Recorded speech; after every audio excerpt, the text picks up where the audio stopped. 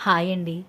Capsicum వండుకున్న తర్వాత గింజలు ఉంటాయి కదా! మధ్యలో బొడ్డులాగా వచ్చి గింజలు ఉంటాయి కదా! ఆ గింజలన్నీ ఓ దగ్గర పడేసాననమాట. ఇగో ఈ టైర్‌లోననమాట మట్టిలో పడేసాను. కిక్కిరిసి వచ్చేసాయి. విడదీద్దాం, విడదీద్దాం అనుకునే లోపల కంటైనర్స్ లేక అలా వదిలేసాను. వాటికే కాస్త పెంట అవి వేసి సత్తువ చేశాను. చాలా కాసాయండి. మధ్యలో మా అమ్మగారు పోవడంతోటి దేనితోటి వీడియోలు అసలు కొన్ని హార్వెస్ట్ చేసిన వీడియోలు పెట్టలేదు. ఏవో ఇవి 3, 4 క్లిప్పులు ఉండడంతో ఇది పెడుతున్నాననమాట.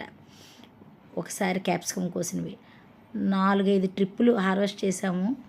ఒకళ్ళేమో మా వారి ఫ్రెండ్స్ కరెక్ట్‌గా ఇలా టేబుల్ మీద ఉండేసరికి ఒక ఆయన అడిగారు, ఇచ్చేసాము.